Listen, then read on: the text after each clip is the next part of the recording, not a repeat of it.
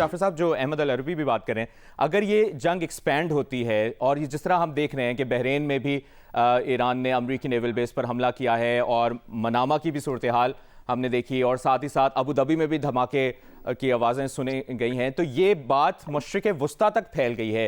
ये सिर्फ इसराइल, अमरीका, ईरान के दरमियान नहीं है, बल्कि मशरिक़ वुस्ता तक फैल गई। ईरान ने तो वार्निंग ये खुलेआम दी थी कि इस वक्त अगर हम पे हमला किया गया तो हम जहाँ पे भी अमरीकी असासे हमें खित्ते के अंदर दिखाई देंगे, चाहे वो सियासी हैं, सफारती हैं, अस्करी हैं, हम उनको निशाना बनाएंगे। और उन्होंने अपने इस कॉल पर जो है वो किसी दर्जे में अमल करना शुरू कर दिया है।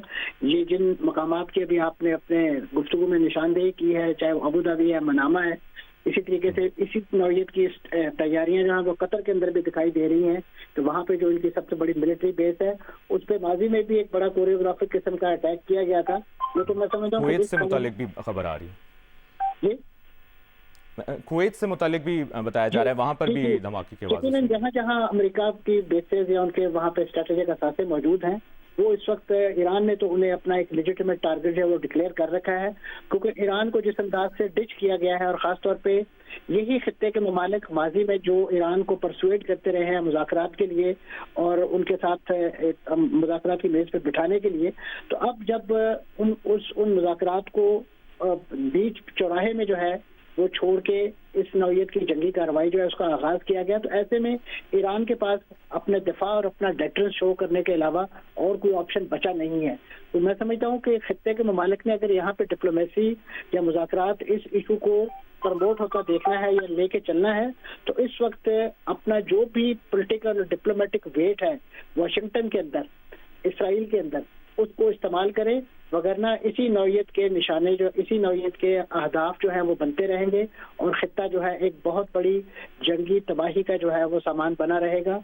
ये इस वक्त जरूरत इस अमर की है कि खित्ते को अगर हकीकी मानों में किसी तरक्की की तरफ लेके जाना है, तरक्की की राह पर लाना है, तो उसके लिए जरूरी यही है कि इस वक्त जो जंगों का ये दौर है इसको किसी तरीके से कर्टेल किया जाए। और खास तौर पे यहाँ पे अमेरिका और इसराइल की जो एक लिहाज से मिलिट्री माइट के नतीजे में एक खित्ते को ताराज करने की जो कोशिशें हैं उनके आगे हकीकी मानों में बंद बांधा जाए और जो भी अवेलेबल फोरम है, चाहे वो डिप्लोमेटिक है, चाहे वो पॉलिटिकल है, और इसी तरीके से मैं तो ये कहूँगा कि उसके लिए तो इवन अस्करी हवाले से भी अगर कोई मुश्तरका इत्तेहाद और महाज जो है वो उसका इजहार किया जाए, तो शायद इस वक्त अमेरिका को खित्ते के सिर्फ रिसोर्सेज नहीं, उसके मिलिट्री माइट और उसकी हकीकी मानों में जो नाराजगी है, जो गुस्सा है, उसका भी किसी दर्जे में अंदाजा होगा। और खास तौर पे मैं तो बार बार ये बात कहता हूँ कि जिस तरीके से रमजान के तकद्दुस को ताराज किया गया है, ये इस पूरे मुस्लिम दुनिया के जज्बात के साथ खेलने की कोशिश है। बिल्कुल। ऑपरेशन गज़ब लिल हक में अफगान तालिबान रजीम के 331 कारिंदे मारे गए, 500 से ज़्यादा जख्मी हो गए। तालिबान रजीम के तबाह किए जाने वाले टैंकों और बख्तरबंद गाड़ियों की तादाद 163 हो गई। वज़ीर इत्तलाआत अताउल्लाह तारड़ ने ऑपरेशन गज़ब लिल हक के दौरान आज सुबह 9 बजे तक अफगान तालिबान को पहुँचाए जाने वाले नुकसानात की तफसीलात जारी कर दी। वज़ीर इत्तलाआत के मुताबिक सुबह 9 बजे तक 104 चेक पोस्टों को तबाह और 22 पर कब्जा किया गया। अफगानिस्तान में 37 मकामात को फ़िज़ाई कार्रवाई से मौसर तौर पर निशाना। अफगान तालिबान रजीम के खिलाफ ऑपरेशन गज़ब लिल हक जारी। आज़म वर्सक सेक्टर में अफगान तालिबान की शागा पोस्ट को मुकम्मल तौर पर तबाह कर दिया गया। सिक्योरिटी ज़राए के मुताबिक किला सैफुल्लाह सेक्टर में पाक फ़ौज की बर वक्त कार्रवाई, मुतादिद दहशतगर्द मारे गए। पाक अफगान सरहद पर गुलाम खान सेक्टर में अफगान पोस्ट तबाह कर दी गई। पाक फ़ौज की मौसर कार्रवाई के दौरान अफगान तालिबान के जंडुसर पोस्ट को भारी नुकसान उठाना पड़ा। पाक फ़ौज ने जोब सेक्टर से मुल्हिका अफगान तालिबान की ताहिर पोस्ट को तबाह कर दिया। अफगान तालिबान की खैबर पोस्ट भी मुकम्मल तबाह।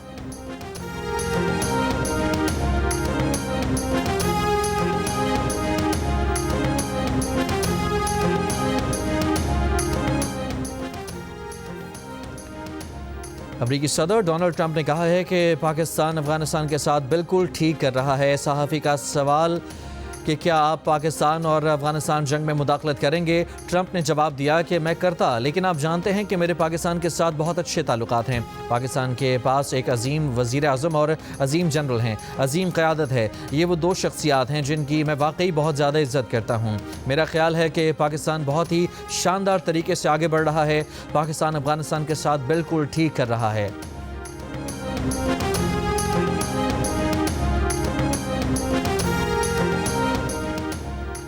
افغانستان کے عبوری وزیر خارجہ امیر خان متقی کا سعودی وزیر خارجہ سے ٹیلی فونک رابطہ۔ سعودی وزارت خارجہ کے مطابق دونوں وزرائے خارجہ کا خطے میں کشیدگی کم کرنے کے طریقوں پر تبادلہ خیال۔ سعودی وزیر خارجہ نے جمعے کو پاکستانی ہم منصب اسحاق ڈار سے بھی فون پر بات کی تھی۔ وزیر دفاع خارجہ آصف نے افغان طالبان کے وزیر داخلہ سراج الدین حقانی سے کہا ہے کہ ہم نے دہائیوں تک آپ کی مہمانداری کی، سوویت یونین کے خلاف جنگ لڑی، مگر 9/11 کے بعد ہم پر حقانی نیٹ ورک کے سہولت کار ہونے کا الزام لگا۔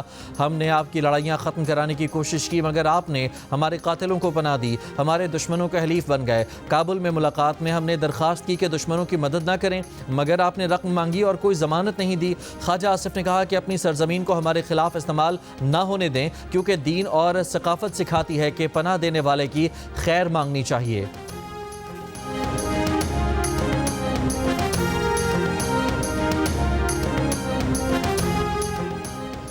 پشاور میں پولیس اسٹیشن اور چوکی پر دستی بم حملے، 2 پولیس اہلکاروں سمیت 8 افراد زخمی۔ سینٹرل پولیس آفس کے مطابق خیبر پختونخوا پولیس نے دہشت گردوں کے حملے ناکام بنا دیے۔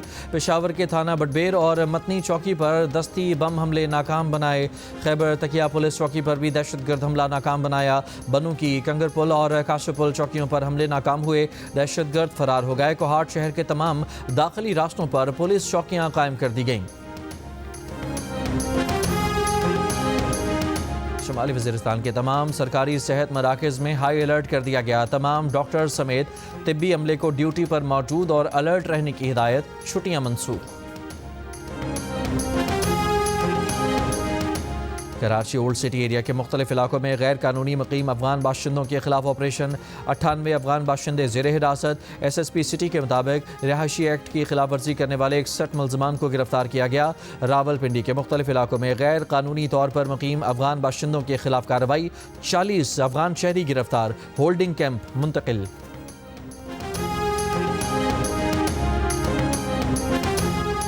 یورپی یونین کا پاکستان اور افغانستان سے کشیدگی میں کمی اور مذاکرات کا مطالبہ۔ سربراہ EU خارجہ پالیسی کایا کلاس نے کہا کہ جنوبی ایشیا میں بڑھتی ہوئی تشدد کی لہر پر تشویش ہے۔ افغان سرزمین کسی ملک کے خلاف استعمال نہیں ہونی چاہیے۔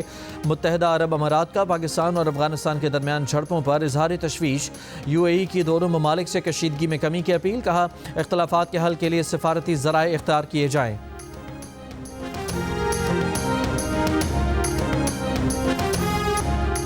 کراچی ڈیفنس خیابان محافظ میں شہری سے ڈکیتی کی کوشش، سیکیورٹی گارڈ نے ناکام بنا دی۔ پولیس کے مطابق شہری بینک سے 5 لاکھ کی رقم لے کر نکلا، راستے میں 4 ڈاکوؤں نے روک لیا۔ دروازہ کھلا دیکھ کر شہری بنگلے کے اندر داخل ہو گیا، ڈاکو بھی بنگلے میں داخل ہوئے۔ سیکیورٹی گارڈ نے فائرنگ کر دی، واردات کی ویڈیو بھی سامنے آ گئی۔ ڈاکو شہری سے رقم لوٹے بغیر ہی فرار ہو گئے۔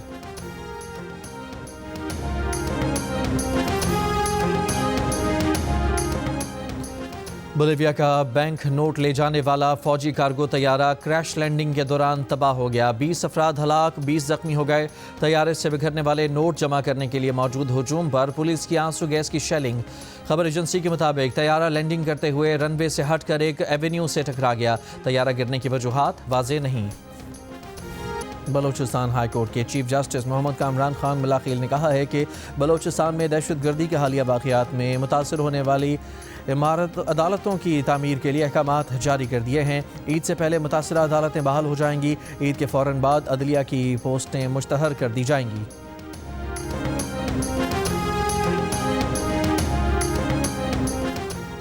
بلوچستان حکومت نے صوبائی اسمبلی کی موجودہ تاریخی عمارت کو گرانے کے لیے ٹینڈر کر دیا۔ عمارت کو گرا کر 2 سال کی مدت میں نئی عمارت تعمیر کی جائے گی۔ 5 ارب روپے کی لاگت آئے گی جو وفاقی حکومت ادا کرے گی۔ اس دوران صوبائی اسمبلی کے اجلاس نیو کمیٹیز بلاک کے ہال میں ہوں گے۔